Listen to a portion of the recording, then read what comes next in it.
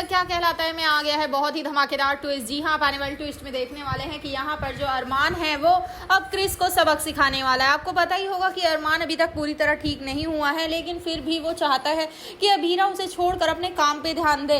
लेकिन यहाँ पर अभीरा ने भी साफ कह दिया है कि वो उसकी पत्नी है और अपना पत्नी धर्म निभा कर रहेगी, वो किसी के भी कहने पर नहीं मानने वाली है। जिसके बाद यहाँ पर अरमान उसे समझाने की कोशिश करता है, लेकिन यहाँ पर क्रिश अभी तक नहीं बदला है। और यहाँ पर अब जो क्रिश है वो तान्या पर हाथ उठाते हुए फिर से नजर आता है, जहाँ पर अब तान्या कह रही होती है कि हमें डाइवोर्स के लिए मिलना चाहिए जाकर अब वकील से। तो यहाँ पर वो कहता है कि तुम्हारे 1 महीने से लल्लू चप्पू कर रहा हूँ, तुम्हें समझ नहीं आ रहा, नहीं देना है मुझे तुम्हें डाइवोर्स, समझ आया।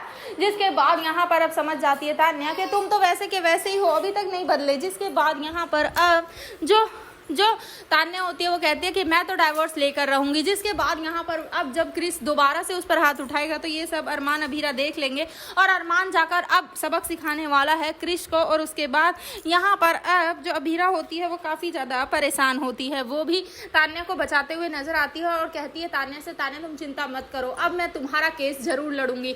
जिसके बाद अब यहाँ पर अरमान भी खुश हो जाता है कि चलो कहीं ना कहीं अभीरा काम पर तो जाएगी। तो अब देखना काफ़ी इंटरेस्टिंग होने वाला है कि एक तरफ जहां जो क्रिश है वो नहीं चाहता है तान्या से डाइवोर्स, लेकिन तान्या अब उसे देकर रहेगी डाइवोर्स, क्योंकि वो अभी तक नहीं बदला है।